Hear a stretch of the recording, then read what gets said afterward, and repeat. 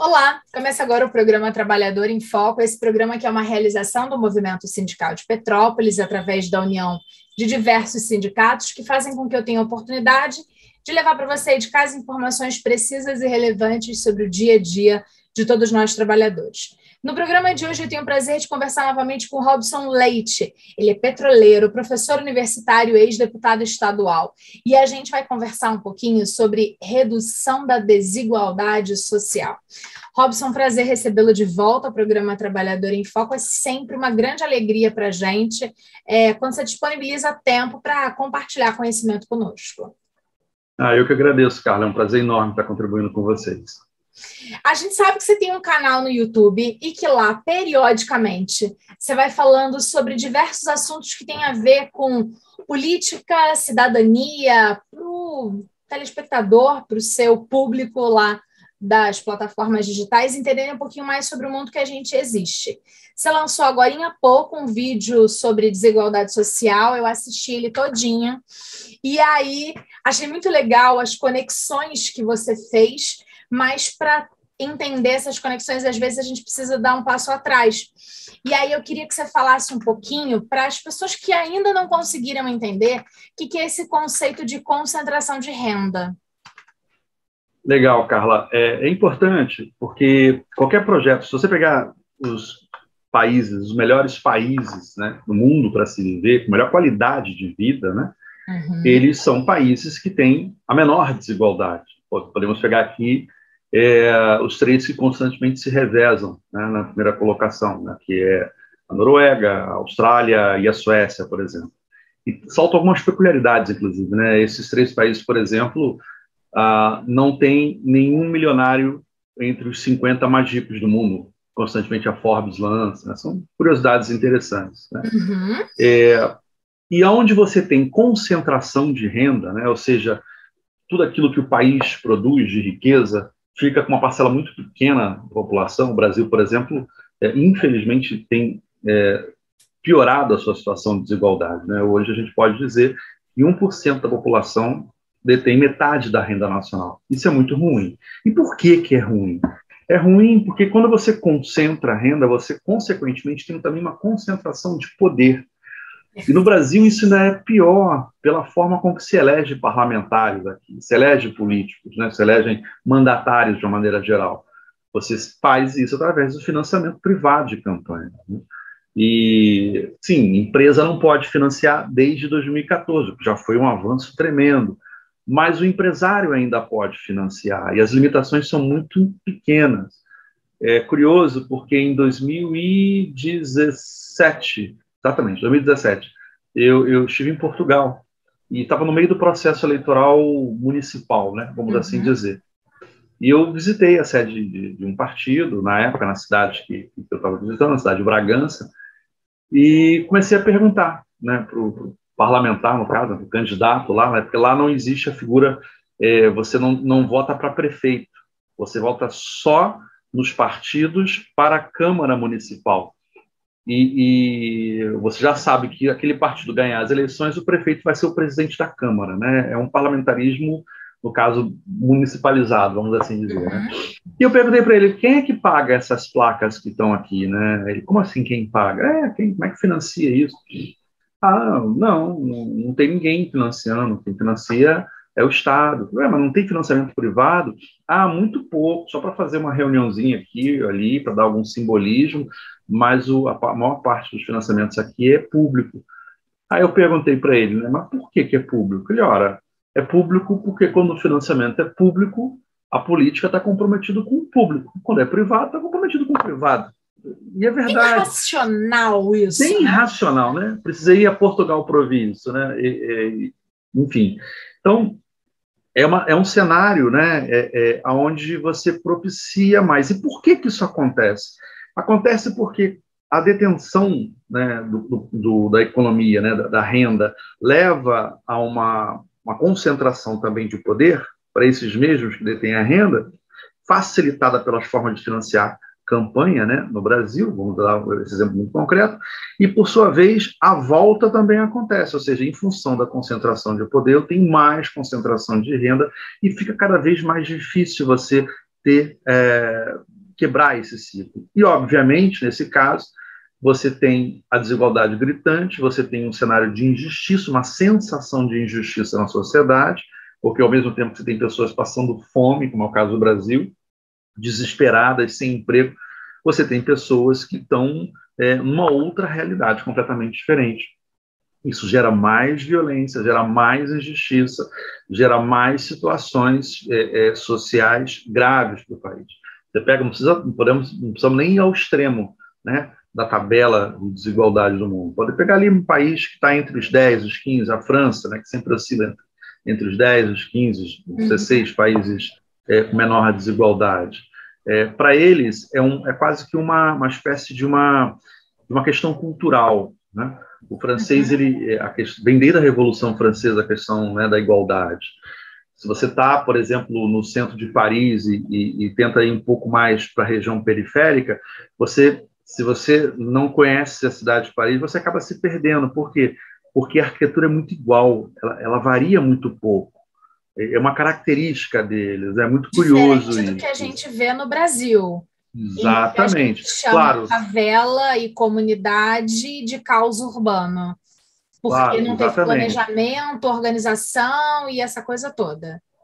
O mais pobre na França, né, as pessoas mais pobres na França, têm uma vida muito superior, mas muito superior aos mais pobres do Brasil. Agora, é importante frisar que os mais ricos na França têm uma vida inferior aos mais ricos no Brasil. Lembro que há cerca de 15 anos, um professor brasileiro que mora na Alemanha e dá aula na Alemanha, tem cidadania alemã e vivia nesse circuito Alemanha, França, ele fala que tanto a Alemanha quanto a França, né, o nome do texto é o seguinte: o rico na Alemanha lava a sua latrina. Né? Ou seja, há uma questão cultural muito grande, onde eles sabem dessa, né, a elite econômica alemã, por exemplo, são os professores universitários. Né?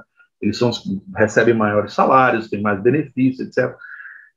Mas eles sabem que essa diferença ela é muito importante para o conjunto do país. Né? O caso mais clássico da França, por exemplo, foi quando o Charles Aznavour ele se rebelou contra o antigo imposto à solidariedade, que é o imposto sobre grandes fortunas, né, que até foi suspenso na França, mas aí teve a revolta dos coletes amarelos, que uma das reivindicações é a volta desse imposto. Olha que curioso, as pessoas querendo que os mais ricos sejam taxados.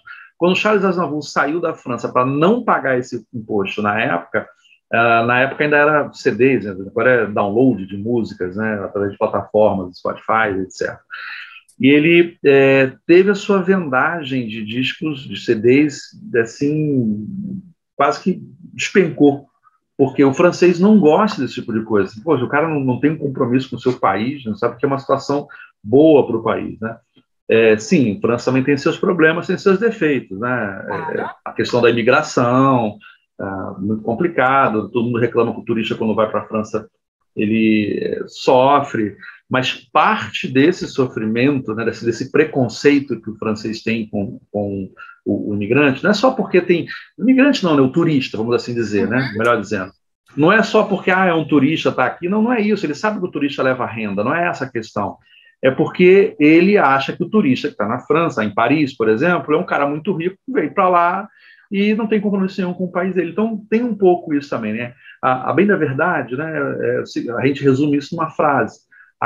Enquanto a classe média brasileira odeia os pobres e os muito pobres, né, boa parte pelo menos, a classe média francesa odeia os ricos, né, os muito ricos. É um pouco por aí essa diferença. Eu acho que talvez fique uma grande reflexão para o Brasil fazer para compreender. O nosso maior problema no Brasil é a desigualdade que está crescendo significativamente nos últimos anos.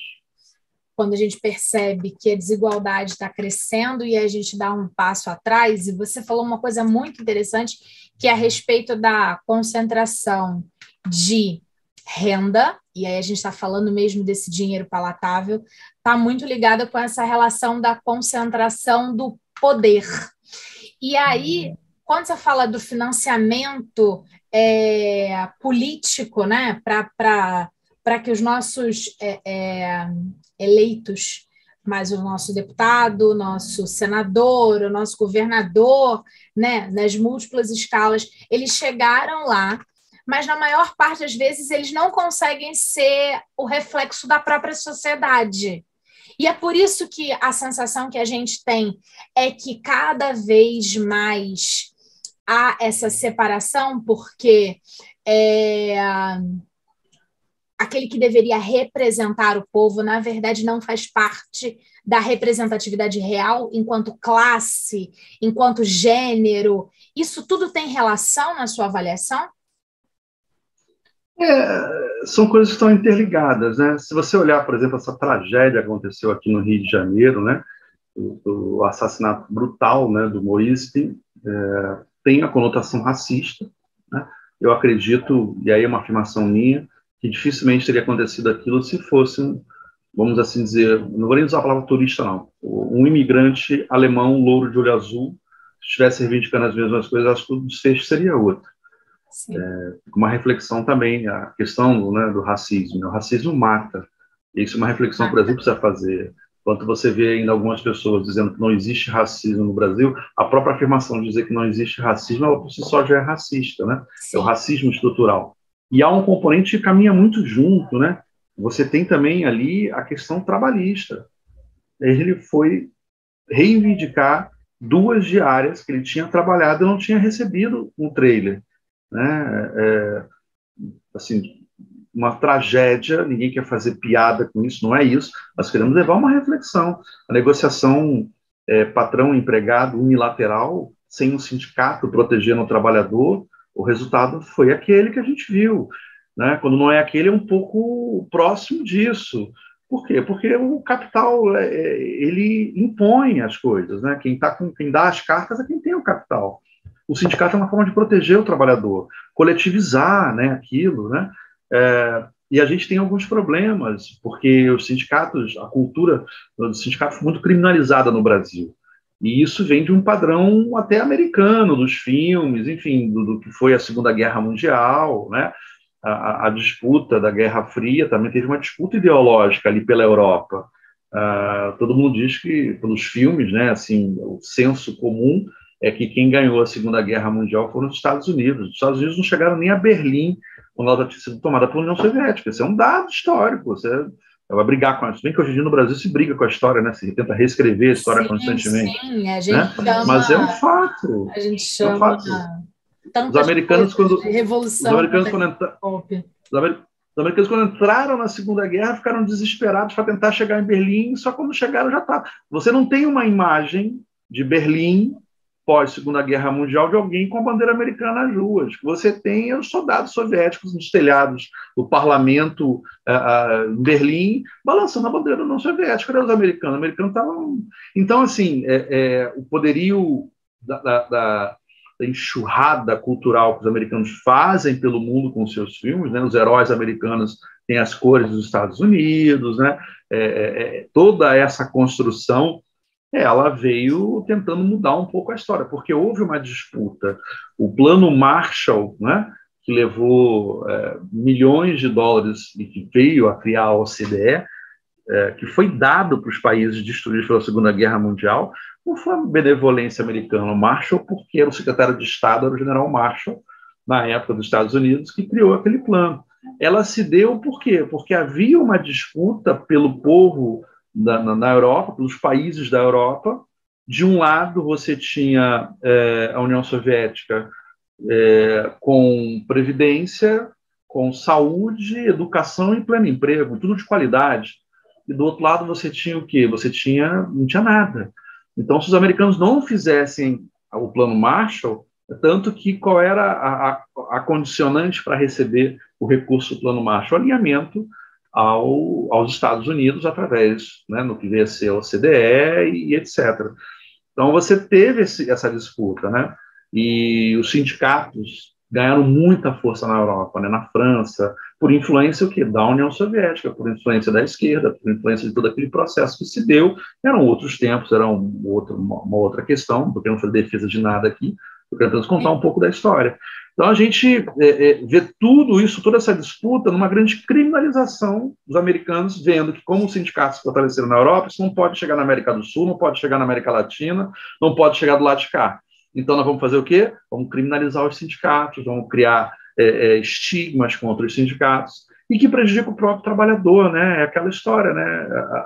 O trabalhador acaba incutindo essa ideia de que o sindicato é ruim, e aí ele, coitado, acaba colaborando para a manutenção dessa situação que a gente tem hoje no Brasil, que lamentavelmente veio a culminar com um estado absurdo, uma reforma trabalhista que não criou emprego nenhum, uma reforma da Previdência que também, aliás, é tudo engedrado, sabe, Carla? É uma estratégia muito cruel que foi criada no Brasil. Porque o Brasil, voltando até a questão central, se me permite, acho que esse é o ponto central. O Brasil conseguiu, na única vez da sua história, foi no final do governo do presidente Lula, consolidar um processo de redução da desigualdade. Foi a primeira vez na história que a gente viveu isso no Brasil. Todo mundo lembra aquela capa da revista Isto É, Somos Todos Muito Felizes, né, na época de 2010, falando que o sentimento de felicidade da nação era muito bom, era pleno emprego, 4,5%. O pleno emprego ele traz naturalmente uma subida da renda média, sobretudo dos mais pobres. O empresariado brasileiro, não todos, obviamente, mas uma parte, tem uma dificuldade muito grande de entender que para ele ter lucros maiores, as pessoas têm que ter renda para comprar as coisas, sobretudo no varejo, né? Eu tenho um amigo meu que é CIO de uma empresa de varejo, fez mestrado comigo, um grande amigo, que se diz de direita, que defende o Estado do Minas. Você está errado, cara. Você é de varejo, você vende, os seus supermercados são todos em áreas muito pobres. Se as pessoas não tiverem dinheiro e renda, você vai quebrar, né? Quer dizer, é um troço muito louco isso, né?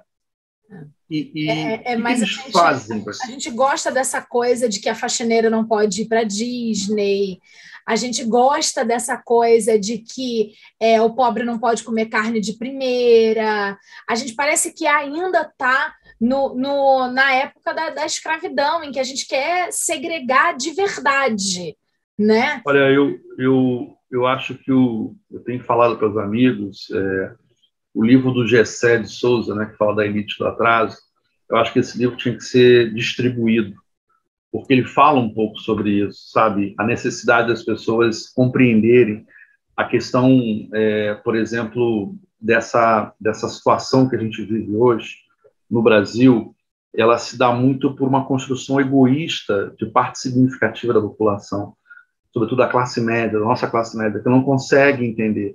Eu acho que isso se retrata na frase que recentemente vazou, que o Romero Jucá falou para Dilma na época, Dilma era presidente da República, quando ele disse que se ela avançasse naquele projeto do Fundo de Garantia para as empregadas domésticas, ela perderia a classe média. Eu acho que isso é um troço, é tão profundo isso, porque, infelizmente, ele tinha razão. Perdeu parte significativa, porque uma parte da nossa sociedade, o Brasil foi o último país do mundo, dentre, né, os países do G20, né, dos países mais, vamos dizer assim, economicamente expressivos do mundo, a abolir a escravidão, né, na América Latina, aqui, por exemplo, América do Sul. E isso é muito ruim, isso traz um ranço muito ruim, porque a gente aboliu e não reparou em nada, né, a dívida histórica que a gente tem com esse povo, né? E eu falava da desigualdade, Carlos, eu acho que esse é o ponto central. Fomos o único período que reduziu a desigualdade foi no governo Lula. E quando veio, né, o processo do impeachment, toda aquela história, aliás, quem hoje reconhece que foi golpe é o próprio ministro do Supremo, né? Acabou de dizer, numa entrevista, ele falou claramente que não foi por causa de pedalas fiscais, foi porque ela perdeu apoio. Bom, o ordenamento jurídico brasileiro não prevê perda de mandato eletivo por perda de apoio. Se não prevê, é golpe. É simples assim, não tem o que discutir, né? A Constituição de Portugal prevê a queda de mandatários, né, no primeiro-ministro, o governo cai, porque você perde o apoio através do voto de desconfiança. Isso não existe no nosso ordenamento jurídico. Ponto. Então, foi golpe. Então, quando partiu, né, ali do golpe de 2016, a primeira atitude que foi feita no governo Temer foi criar o teto dos gastos, que você, na verdade, teto dos gastos, mas só para saúde e educação, né, a área financeira, o pagamento de juros da dívida continua liberado, né? A gente tem um orçamento de 3, 4 trilhões de reais. 75% desse valor pagar juros da dívida. O que sobra, um pouquinho de nada, é que aí você impõe o teto dos gastos para pagar a saúde, a educação, servidor público. Tá? Então, aí é que está o ponto central. Eles criam o teto dos gastos e dizem o seguinte: nós precisamos criar condições para a iniciativa privada voltar a investir. O que a gente vai fazer? Vamos fazer a reforma trabalhista, porque aí a iniciativa privada vai investir. Fizeram a reforma trabalhista, que nada mais é do que tirar a renda do trabalhador e dar para o empresário, né? E é muito triste, né? Porque é uma linha de uma planilha. Né? A gente tem aquele ditado que fala assim: dê nome aos bois, né? Por que se fala isso? Porque quando você dá nome aos bois, você não mata o boi. Então, você tirar o nome, tirar a personificação, não consegue matar quando você chama, né, o animal pelo nome. Então, quando você tira o nome, você despersonifica, você não tem sensibilidade nenhuma. Na planilha dessa turma, gasto de salário é a mesma coisa que gasto de luz, gasto de telefone, é por aí. Então, fizeram a reforma trabalhista, não gerou emprego. Óbvio, o empresário não contrata porque está mais fácil demitir ou contratar. Ele contrata porque tem demanda, não tem demanda, ele não vai contratar. Está lá a reforma trabalhista, só serviu para aumentar o lucro do patrão. Não, vamos fazer a reforma da Previdência. Aí o empresário vai investir. Fizeram a reforma da Previdência 2 vezes no governo Temer, no governo Bolsonaro, um absurdo, é um escândalo a reforma da Previdência que foi imposta ao Brasil. Não voltou a crescer, simplesmente deram a renda pública, parte dela, também para o setor empresarial, no caso os bancos, o rentismo. E, não, agora temos que fazer, eles querem fazer a reforma tributária e a reforma administrativa. E vai chegar no final, eles não vão conseguir fazer com que o setor empresarial volte a investir no país. Certo. Sabe o que eles vão fazer? Depois de fazer todas as reformas, aí eles vão acabar com o teto dos gastos. Por quê? Porque agora, para crescer, não tem jeito, o Estado tem que investir. Só que o país vai voltar a crescer, não tem dúvida, independente de quem for presidente da República. Ele vai voltar a crescer em 2, 3 anos. Agora, vai crescer de forma diferente. Vai crescer sem distribuir renda. Ele vai crescer sem esses mecanismos que foram destruídos por essas reformas, ele vai crescer concentrando renda. É uma volta ao passado, vamos voltar aos anos 80. E a gente vai viver momentos terríveis se esse ciclo não for interrompido. A gente está chegando no final desse bate-papo, por incrível que pareça, mas antes disso tudo, eu queria falar de uma coisa. Você falou da questão da emenda constitucional, a gente falou dessa questão do teto dos gastos, que eu acho muito importante as pessoas entenderem, que, assim, o teto dos gastos, ele aprisiona coisas que não podem ser aprisionadas, né? Há pouco tempo, poucos dias, eu estava fazendo unha.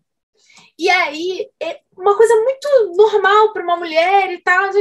E aí a pessoa falou assim: ah, mas esse é muito dinheiro para a educação. Eu falei: pode ficar tranquila, não tem mais muito dinheiro para a educação, que tem um negócio que é teto de gasto. Aí ela ficou me olhando, aí eu falei assim: olha, funciona assim. Sua filha entrou na primeira série. E aí, você gastou R$100 com a escola. Quando ela estiver lá na faculdade, você vai estar gastando ainda R$100, porque é o teto. E foram 20 anos. Aí ela ficou arregalando o olho. Eu falei assim: pronto, agora você entendeu? É isso. Não vai investir mais. Vai ter inflação, vai ter aumento da gasolina, vai ter aumento de tudo. Mas só vai poder gastar R$100 com educação, tá? E aí você vai querer mesmo que essa geração daqui a 20 anos saia tão intelectualmente formada como a de agora, que já não é boa. Imagina se a gente continuar nesse mesmo contexto. E aí depois, de uma forma muito tranquila, a minha manicure falou assim: nossa, adoro quando você vem aqui. Aí eu falo: ah, minha filha, eu fico esperando as coisas lá do programa Trabalhador em Foco para eu trazer para cá. Para onde a gente vai viver, para conversar. E aí ainda comentei que política não se faz só no palanque.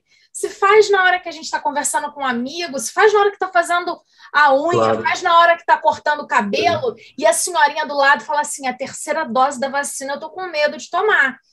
E eu falei: por que tomou? Porque eu vi no WhatsApp. Eu falei: ah, entendi, no WhatsApp. E aí a gente faz a política e a gente muda o mundo nesses pequenos contextos. Com certeza. Aí nessa coisa toda, para terminar esse programa, nesse meu momento, mulherzinha, contando que na hora que eu fiz unha, eu falei do teto dos gastos, eu queria que você deixasse para o nosso telespectador o seu canal do YouTube, as formas que as pessoas podem ter, os seus vídeos periódicos para ver, para poder aprender todos os dias, um pouco de cada vez, e para a gente mudar essa realidade. Afinal de contas, outubro está chegando. E em outubro a gente precisa fazer diferente. Com certeza. Quem quiser, assim, entra no YouTube, bate lá Robson Leite, professor, o primeiro ou segundo máximo canal que vai aparecer, acha com muita facilidade. Pode também no meu Twitter, Robson_Leite, o primeiro post é falando do canal, né? Então ele tem lá mostrando como acessar, e eu explico várias coisas, né? E eu sempre procuro, Carla, trazer material com referencial teórico, né, com fundamentação teórica, empírica, né, para não é uma... Quando o vídeo é de opinião, não é uma opinião sobre uma questão, aí eu aviso, olha, esse vídeo é de opinião, até mudo o fundo não tem livro nenhum, é um painel que eu tenho aqui em casa, é um vídeo de opinião, eu dou opinião. Agora, normalmente são vídeos, eu explico o que é o Estado, para que serve o Estado, por exemplo, muito curioso, mas todo mundo fala na redução da desigualdade. A redução da desigualdade está na nossa Constituição, a cláusula pétrea, o artigo 3º. Para que existe o Estado? Inciso 3º, para reduzir as desigualdades regionais, sociais, de gênero, de raça, enfim. Está lá, está escrito lá.